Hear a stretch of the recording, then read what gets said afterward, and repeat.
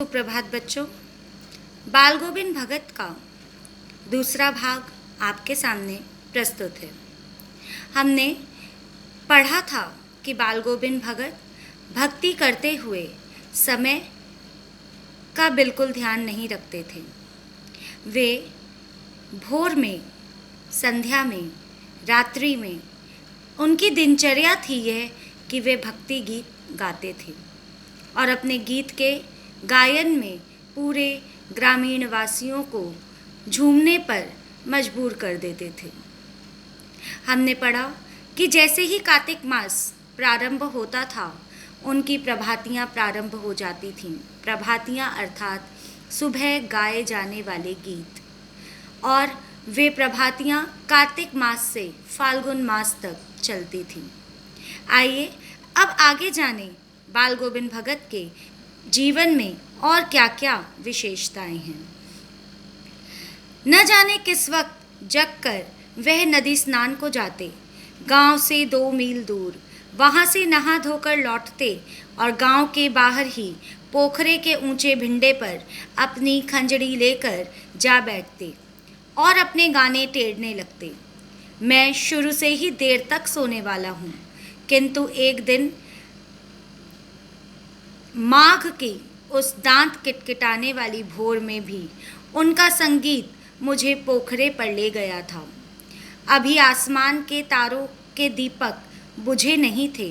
हाँ, पूरब में लोही लग गई थी, अर्थात पहली किरण का आगमन हो गया था, जिसकी लालिमा को शुक्र तारा और बढ़ा रहा था। खेत, बगीचा, घर, सब पर कुहासा छा रहा था। सारा वातावरण अजीब रहस्य से आवृत मालूम पड़ता था। इस रहस्यमय वातावरण में एक कुश की चटाई पर पूरब मुँह काली कमली ओढ़े बाल गोविंद भगत अपनी खंजड़ी लिए बैठे थे। उनके मुंह से शब्दों का तांता लगा था। उनकी अंगुलियां खंजड़ी पर लगातार चल रही थी। गाते गाते इतने मस्त हो जाते, इतने सुरूर हो जाते, इतने लीन हो जाते, उत्तेजित हो उठते कि मालूम होता अब खड़े हो जाएंगे। कमली तो बार बार सिर से सरक जाती। मैं जाड़े से कपकपा रहा था, किंतु तारे की छांव में भी उनके मस्तक के श्रम बिंदु जब तक चमक ही पड़ते थे। एक प्रश्न इस अनुच्छेद से संबंधित होता है कि जाड़े की सुबह भी उनके मस्तक पर, अर्थात बाल गोविंद भगत के मस्तक पर श्रम बिंदु किस तरह चमक उठते थे। तो उस प्रश्न का उत्तर यह है कि वे अपने भक्ति गीत में इस प्रकार तल्लीन हो जाते थे कि उनका मन तन पर हावी हो जाता था, जिस कारण यदा कदा उनके मस्तक पर श्रम बिंदु अर्थात पसीने की बूंदें उभर आती थीं। गर्मियों में उनकी संझा कितनी उमस भरी, शाम को ना शीतल करती, अर्थात सर्दी हो या गर्मी, उनके गीत, उनके संगीत की लहरियां पूरे ग्रामीण वासियों को अपने अपने लिए आकर्षित कर देती थी। इतना मनमोहक गीत था उनका कि सभी उनकी तरफ आकर्षित हो जाते थे। अपने घर के आंगन में आसन जमा बैठते। गांव के उनके कुछ प्रेमी भी जुट जाते। खंजड़ियों और करतारों की भरमार हो जाती। एक पद बाल गोविंद भगत कह जाते, उनकी प्रेमी मंडली उसे दोहराती, तिहराती। धीरे धीरे स्वर ऊंचा होने लगता, एक निश्चित ताल, एक निश्चित गति से। उस ताल स्वर के चढ़ाव के साथ श्रोताओं के मन भी ऊपर उठने लगते। धीरे धीरे मन तन पर हावी हो जाता। होते होते एक क्षण ऐसा आता कि बीच में खंजड़ी लिए बाल गोविंद भगत नाच रहे हैं और उनके साथ ही सबके तन और मन नृत्यशील हो उठे हैं। सारा आंगन नृत्य और संगीत से ओत प्रोत है, अर्थात जब बाल गोविंद भगत अपने गीत को गाते तो ऐसा लगता मानो प्रकृति भी उनके साथ रम गई हो। सारे लोग अपने आप पर काबू खो देते। उनका भी मन तन पर हावी हो जाता। मन का तन पर हावी होने से तात्पर्य है कि जब मन पूरी तरह से भक्ति के गीत में तल्लीन हो जाता तो तन भी अपना अंकुश खो बैठता और न जाने कब वह भी गीत से सराबोर होकर नृत्य से भरपूर हो उठता, नृत्य करने लगता। अर्थात तन का अपने ऊपर से अंकुश खो बैठना और मन के अनुसार चलना। बाल गोविंद भगत की संगीत साधना का चरम उत्कर्ष उस दिन देखा गया जिस दिन उनका बेटा मरा। इकलौता बेटा था वह, कुछ सुस्त और बोदा सा था, किंतु इसी कारण बाल गोविंद भगत उसे और भी मानते। उनकी समझ में ऐसे आदमियों पर ही ज़्यादा नज़र रखनी चाहिए या प्यार करना चाहिए, क्योंकि ये निगरानी और मोहब्बत के ज़्यादा हकदार होते हैं। बड़ी साध से उसकी शादी कराई थी।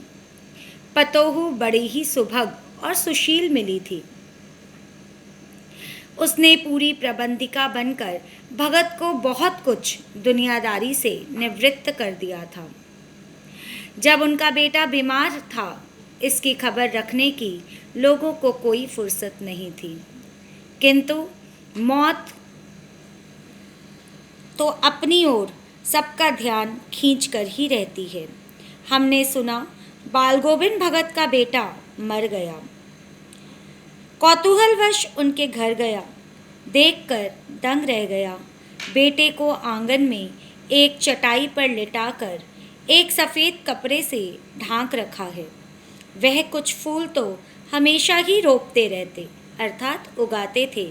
उन फूलों में से कुछ तोड़कर उस पर बिखरा दिए हैं, फूल और तुलसी दल भी। अर्थात जब उनके बेटे की मृत्यु हुई उस समय वे अकेले थे।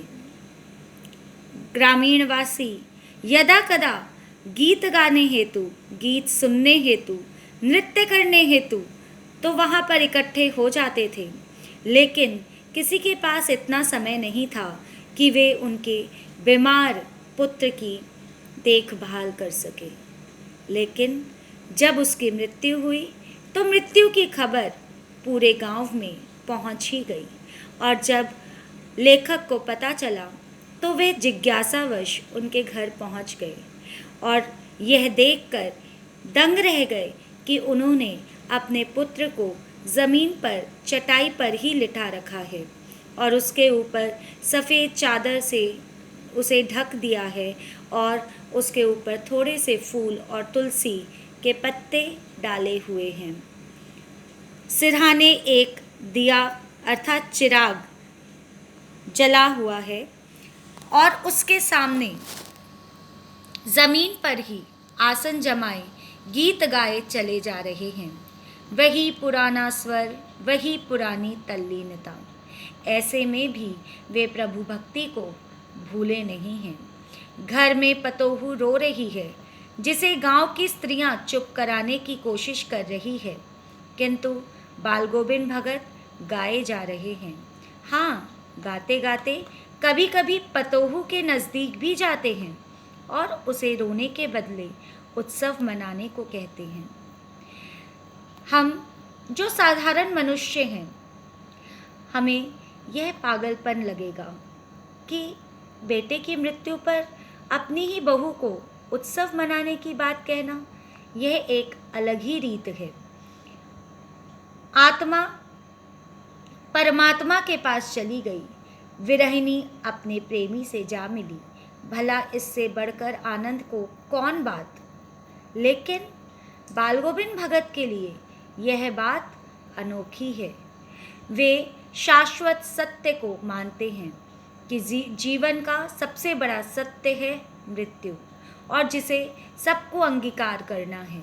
और यह कोई रोने धोने का समय नहीं, क्योंकि आत्मा का परमात्मा से मिलन होता है। उत्सव मनाने का समय होता है, इसलिए वे अपनी पतोहू से भी उत्सव मनाने को कहते। मैं कभी कभी सोचता, ये पागल तो नहीं हो गए, किंतु नहीं, वह जो कुछ कह रहे थे उसमें उनका विश्वास बोल रहा था। वह चरम विश्वास जो हमेशा ही मृत्यु पर विजयी होता आया है। एक चरम विश्वास होता है कि जो सत्य है वो होकर रहेगा, उससे डर कर क्या फ़ायदा, उसका तो सम्मान करना चाहिए, क्योंकि यह शाश्वत सत्य है, यथार्थ है। और यही विश्वास बाल गोविंद भगत में भी था, लेकिन हम जैसे साधारण मनुष्य शायद इस बात को भूल जाते हैं, डर जाते हैं मृत्यु को सामने देखकर। बेटे के क्रियाकर्म में तूल नहीं किया, पतोहू से ही आग दिलाई उसकी, किंतु ज्यों ही श्राद्ध की अवधि पूरी हो गई, पतोहू के भाई को बुलाकर उसके साथ कर दिया, यह आदेश देते हुए कि इसकी दूसरी शादी कर देना। इधर पतोहू रो रो कर कहती, मैं चली जाऊंगी तो बुढ़ापे में कौन आपके लिए भोजन बनाएगा, बीमार पड़े तो कौन एक चुल्लू पानी भी देगा।